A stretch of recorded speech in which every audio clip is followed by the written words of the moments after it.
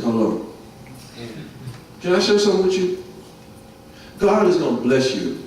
And I'm not just saying that generically. I mean, just, everybody says, oh, God going to bless you, right? No, you are special to God. And He knows your story. And God really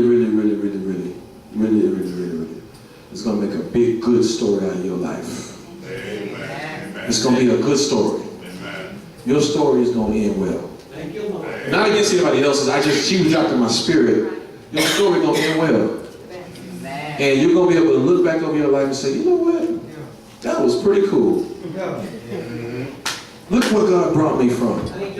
I need you to hear me tonight. You are special to God.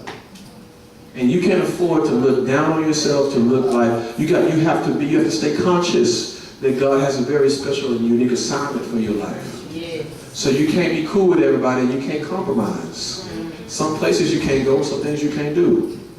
And it's going to be all right. Mm-hmm. It's going to be all right. Somebody say it's going to be all right. It's going to be all right. So listen. So the scripture says that Jericho was a city, right? Like Hern, it was locked up. It was locked up tight. They wouldn't let nobody in. They wouldn't let nobody out. And the Lord said, listen, here's your instructions. Number one, I want you're going to walk around the walls once a day for 6 days. Mm. And when you walk around, I want you to keep your mouth shut. Yeah.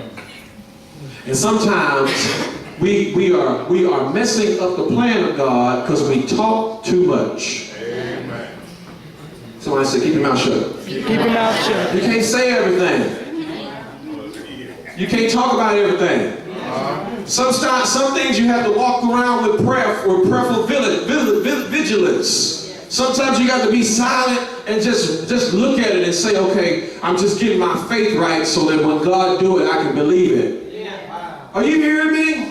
Sometimes you can't go off when you want to go off. You can't get upset and fight every battle with your mouth. Sometimes you just got to shut up. You ain't got to go off about everything. You ain't got to go in about everything. Sometimes, even if it bothers you, you got to wait till you know it's God speaking through you, because the Bible says you're going to give an account of every idle word. Every word that come out of your mouth, God's going to make you account for it. Now, you say this over here. Why you say that? Because that wasn't even true. So sometimes when you're trying to get into a breakthrough, you got to keep your mouth shut. Somebody say, shh. Everything that happened does not warrant a response. You don't have to respond to everything. Yeah. Somebody say, I don't have to respond to everything. I don't have to respond to everything. Everything don't deserve my attention. It doesn't deserve my reaction. You can't let stuff get to you, because you need to be able to hear God when God is giving instructions. So from in front of this text, I need to give you this other point, very important point. Do what God said. If you can grab it, you can have this. You're finna have seasons of divine moments of wisdom. Well, you're going to know. He said, oh, no, wait. That was the Lord. I felt a nudge in my heart. That, Lord, okay, wait, that don't feel right. That's the Lord. Moments of wisdom. Somebody say moments of wisdom. Moments of wisdom. Lord going to help us. He's going to help us to walk in wisdom so that we don't move too quickly. So sometimes you move too fast and you miss God. You got to follow Him, follow His voice. So what the big point was, obey God. God gives instructions. God, He has instructions for us. God has instructions for us. And sometimes because we can't walk in the blessing because we don't follow the instructions. And the instructions of God are not complicated. It's just do this, tithe. But God, I got this. And how do I do this? How do I pay for this? If you understood who I was, that's what God said. If you knew who I was, you wouldn't be worried about how you was going to pay stuff. If you just do what I asked you to do. Do what God told you. Somebody said, do what God said. Do what God said. When God said forgive, just forgive and move on. Just do what God said. Write this scripture down, Isaiah 1:19. Isaiah 1:19. Yeah, I can quote it from heart. If you are willing and obedient, you will eat the good of the land. Yeah. If you have some want to and some go to, you're going to eat the best. You got to have some want to in your heart. Yeah. If you are willing and obedient, you're going to have the best. Yeah. When the Lord puts it on your heart to do something, go do it and don't second guess. How do you know if it's the Lord? If it brings Him glory and if it keeps you in character. Good. I don't know if it's God speaking to me because I don't know sometimes, well, would the devil tell you to pray? Come on. Is this good? Will the devil tell you to fast? Will the devil tell you to cut negative people off? Will the devil tell you will the devil tell you to go to church? Satan don't want nothing good for you.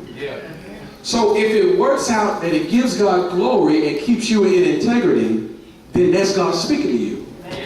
That means that if you don't have, if it causes you where you have to compromise who you are to get it, that's not God. That's it. And you'd be surprised to know that the Lord is speaking to us every day. Yeah. Every day the Lord is trying to guide us and move us and nudge us in the right directions. But we so caught up on doing things our way and we can't hear Him. Because the more you listen to other voices, the less you hear God. It's true. Some of us hadn't heard His voice because we had decided we was going to follow whatever we wanted to follow. And now you like, man, I don't know if I'm hearing from God. Well, if you just stop, just take a step back, relax, and pay attention to Him. He's speaking. His Spirit, the Holy Spirit is in you. If you say, the Holy Spirit is in you, and He speaks to you to guide you through life. The Holy Ghost is guiding you. And the Lord is using people, He uses leaders to speak into your life to help make sure the overall vision of what God wants to do is moving you forward. Okay? Y'all got that? Somebody say, obey God. Obey God. Don't second guess God. So they walk around the Jericho. And they walk around in silence. They walk around in silence. Shh, walk around. I was going to walk around tonight, but I don't want y'all to be here. So, I'll be like, what is he doing? Walk around in silence for 6 days. And on the 7th day, God says, on the 7th day, you're going to walk around 7 times. On the 7th day. Scripture says they got up early, walked around 7 times, and then He says, Joshua said, when you have finished what God said, then shout. We have a lot of people who shout, but haven't obeyed. And that's an empty shout.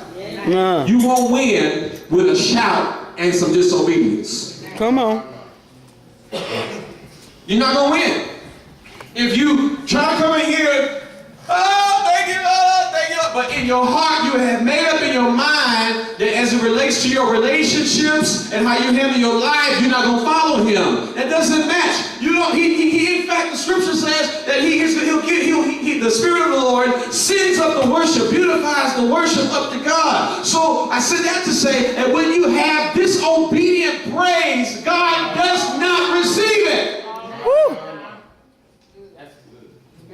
Disobedient children do not live in favor. Jesus. Oh, so quiet.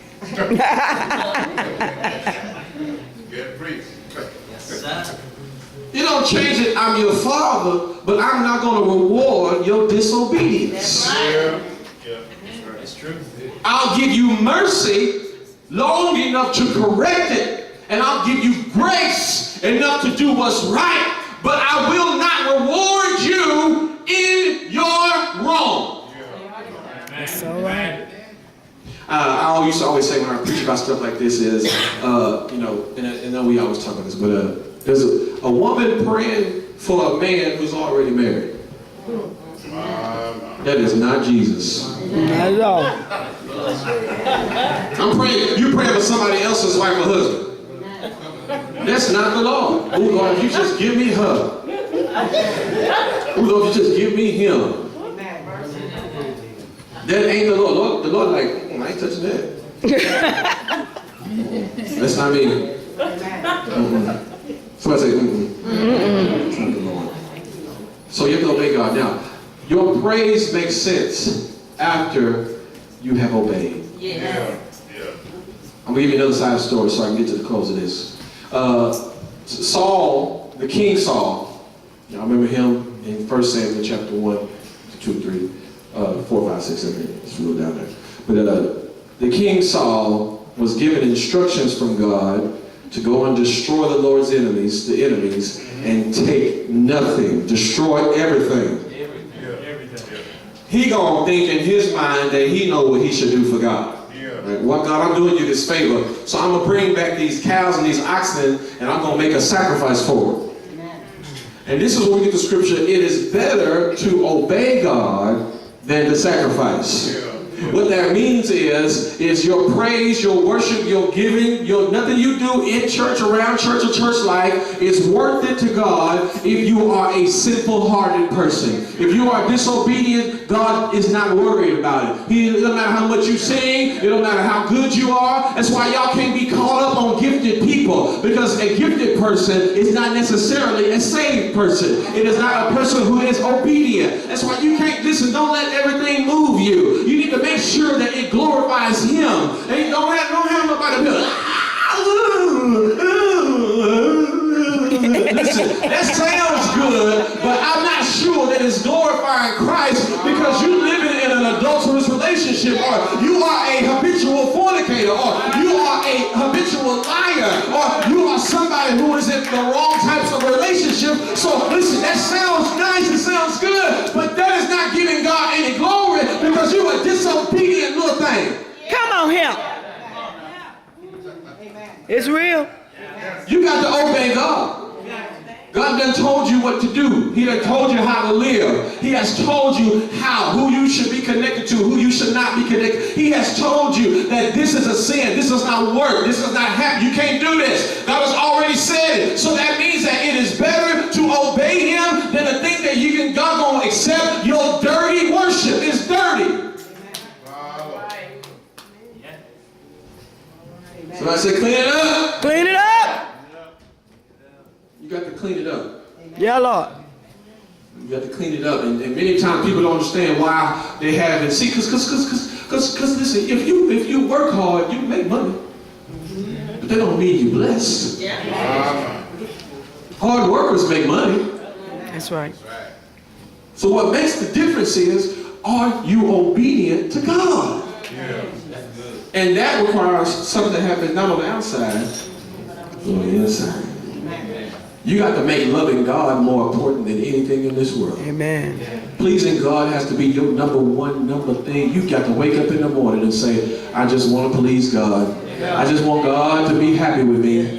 Anything I do, Lord, I just want you to get the glory out of it. Because if it wasn't for you, I wouldn't be where I am doing what I'm doing. I'd be worse off than I am. So, Lord, make sure, Lord, that you leading me and guiding me. The scripture says that they that are led by the Spirit are the sons of God. I'm a child of God. I'm His very son. I'm His daughter. That means that whatever I do, I need to be led by the Holy Ghost. I need to let God use my tongue to say whatever needs to be said. This is not my body. This is His body now. Because I'm living in Romans chapter 12, verse 1. I'm a living sacrifice, holy and acceptable. Whatever happens with my hands, it's His doing. Whatever He do, these are His hands. This is His feet. This is His mind. This is His tongue. This is His heart. Everything